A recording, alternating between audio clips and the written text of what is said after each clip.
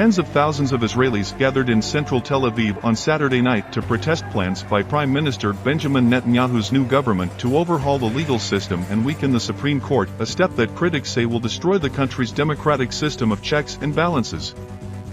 The protest presented an early challenge to Netanyahu and his ultra-nationalist National Security Minister, Itamar Ben-Gvir, who has ordered police to take tough action if protesters block roads or display Palestinian flags. Israeli media, citing police, said the crowd at Tel Aviv's Habima Square swelled to at least 80,000 people, despite cool, rainy weather. Protesters, many covered by umbrellas, held Israeli flags and signs saying "criminal government," "the end of democracy," and other slogans.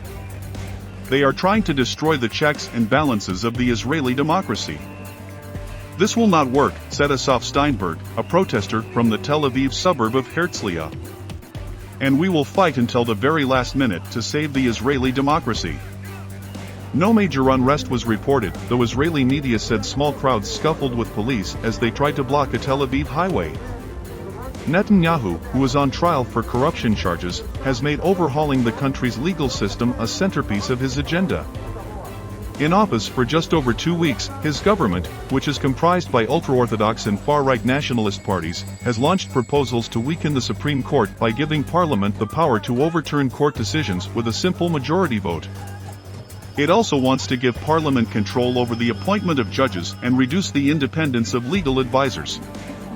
Netanyahu's justice minister says unelected judges have too much power. But opponents to the plans say the proposed changes will rob the judiciary of its independence and undermine Israeli democracy. Israeli opposition leaders, former attorney generals and the president of Israel's Supreme Court have all spoken out against the plan. The legal changes could help Netanyahu, who is on trial for corruption, evade conviction, or even make his trial disappear entirely. Since being indicted in 2019, Netanyahu has said the justice system is biased against him. Police beefed up their presence ahead of the march. Israeli media quoted police as saying officers had been instructed to be very sensitive and allow the protest to proceed peacefully. But they also vowed a tough response to any vandalism or violent behavior. Smaller protests also took place in the cities of Jerusalem and Haifa.